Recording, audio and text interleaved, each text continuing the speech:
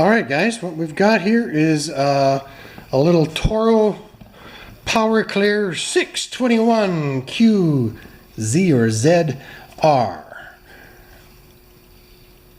It's in really good condition. It's hardly got any hours on it at all. And customer says it won't start. It's a little snow thrower. I call these a snow thrower, not a snow blower. But a lot of guys like them because the rubber paddles pull you along instead of the rear wheel drive, which is just an axle. See that? So I'll slow down a little bit. And I'm just going to take the air cleaner off. It's really fiddly.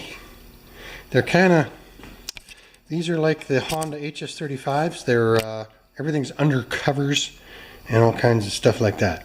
So I'm just going to turn you off, take the air filter or air intake assembly off, and we'll squirt some gas in there and see if we can make it fire. Alright, I'm just going to see if I can get the, what do you call it? It's not an air cleaner because these little snow throwers didn't have air cleaners. I'll show you what we got there. Just in case one of you guys has one of these. There's a little tiny peeky hole in there. And up in behind there is the air filter bolt right there. I felt around earlier.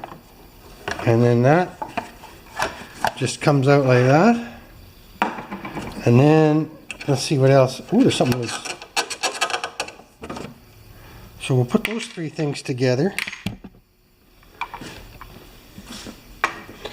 Now let's have a look inside there. So there's the carburetor there. And it's connected to a housing. And then I'm going to try and squirt some gasoline into that hole. Right there. So now we're going to use my little primer 2-stroke gas squirter. But I got to put the flashlight in my mouth.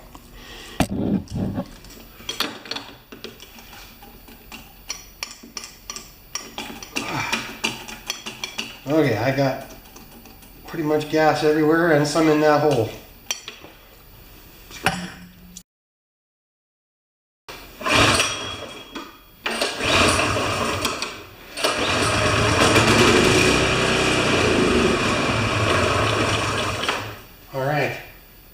Step one, we don't need a coil.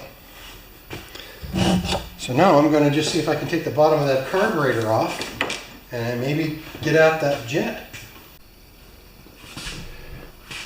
Okay guys, I've got my clamp on the fuel line. I'm going to just take it off. I put some gas, I'll start again. I put some gas in the tank, and now I've got the clamp on the fuel line. And I just want to run a bit of gas through this before we put the bowl back on. I want to bring it right down.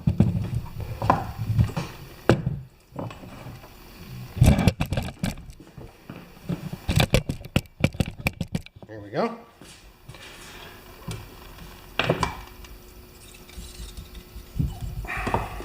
I'll just let that drip for a bit.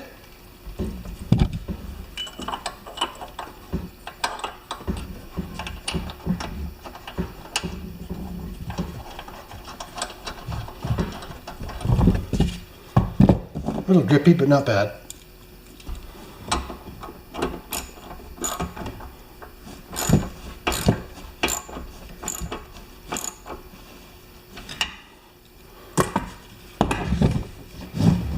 Just get this gas out of here. Are you ready? Everything's safe. Contact on the key. Gas is back on the bench.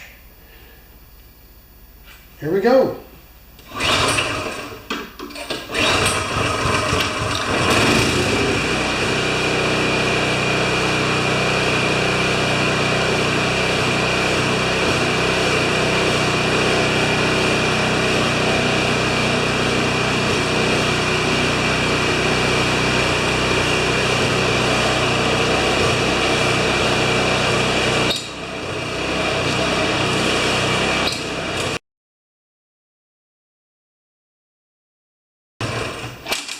should open the doors.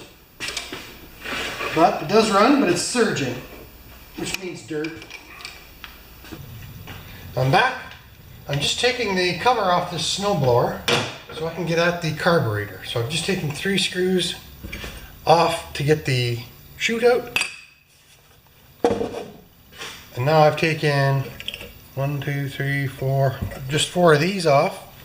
They were in the recessed holes to get the cover off. That's all I've done. 2 minutes. And now we can get at the carburetor. And we can see what a clean little unit this is, eh? And there's our carburetor down there. Right there. So our job, should we decide to accept it, is to get that off. See, there's the choke. And we'll get this, I'll just take those two screws off, and we'll see if we can get her off. There, the governor arm will be there too, right there. So that'll happen after we get the cover off. So I'll be back in just a bit. All right, I got the 2 bolts off the carburetor. You can see that flashlight. Okay, right there and there. I don't know how easy this is going to be to take off. Should be fairly easy, although our choke is getting in our way.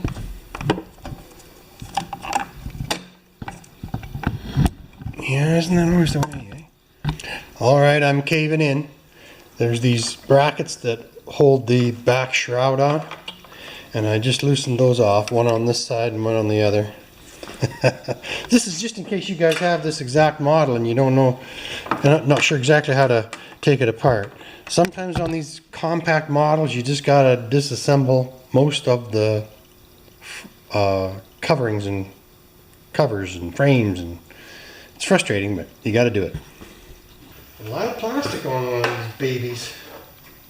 Now I'm undoing the throttle and the dampening spring.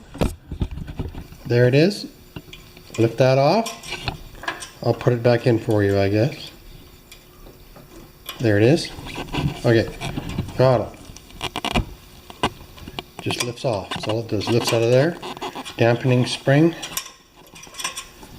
And now that carburetor, except for the gas line, should come off. I might be able to do it up above here. Yes. There we go. Okay, got the carburetor in my hand. I'm undoing the gas line, and I just undid that one there.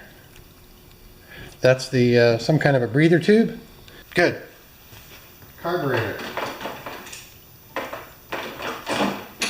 Got it. That's all I wanted to do, was to get that carburetor off there. Ooh. And I'm just going to clean it. A million carburetor clean videos out there. I'll come in halfway through. Thanks, guys. Okay, we'll do it. First thing I want to do is see if this float is okay.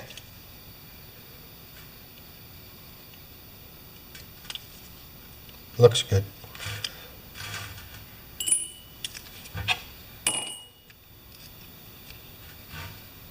Yeah, that's fine.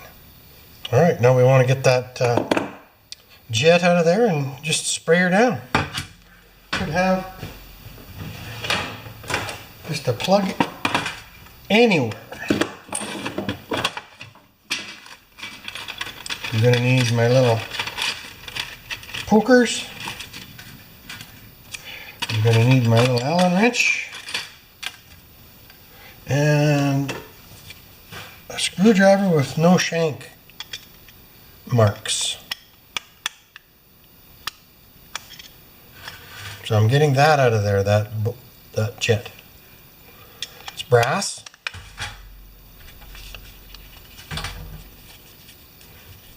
I tried getting this jet out of here when it was on the machine, and I almost got it.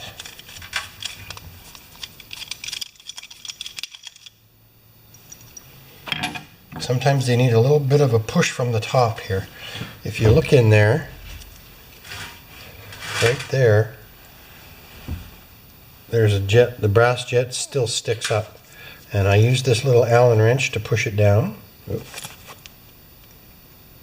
There we go.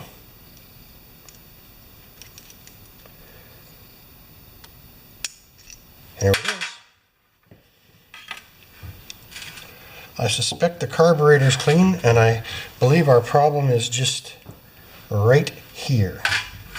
There's crud and dirt right there. Do you see that? Am I there? So right there, look at that green stuff on there. And I've gotten it running. You can see that there's actual streak marks on there. I wiped them off with my glove, but that's not good enough. So it's really good that we took this carburetor apart to clean. So I'm just going to get some carburetor spray and clean each one of these little holes. Most of them are blocked, especially the little ones like that, right? Alright guys, this is what a clean emulsion tube is supposed to look like when you squirt into it. There's 3 holes on this side and 2 holes on that side. You should see, isn't that cool? And of course the bigger holes are going to flow. And now there's no green slime on there. Hole right through the center. The main jet's cleaned up.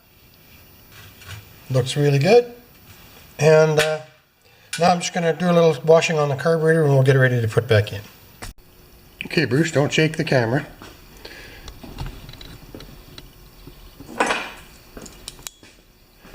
We have the carburetor on, but the 2 bolts aren't on yet, right? There, behind the choke rod. The choke rod is on and sticking through the plastic, but the whole shroud is loose. That's the key right there, is to taking those 2 clamps off that hold that on. So now I'm going to tighten up the carburetor housing with these 2 nuts.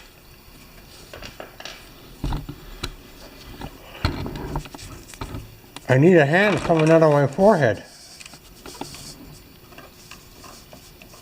1.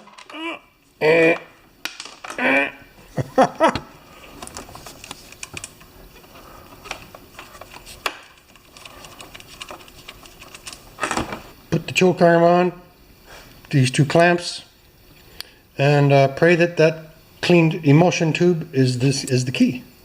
But I think it is. Alright, let's open the door. One last shot. Contact. Shouldn't need a choke.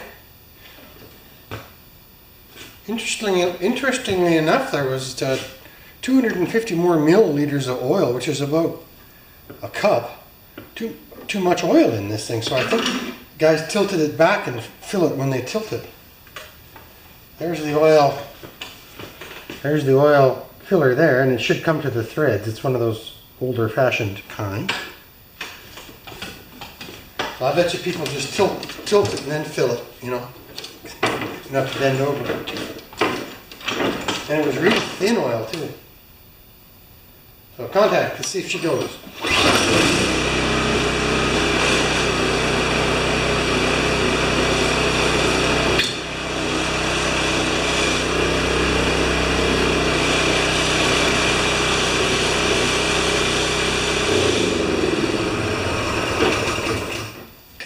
I've seen that before. You put everything together and it runs better than when you've got all the covers off. So, anyway, thanks for watching this one, tubes.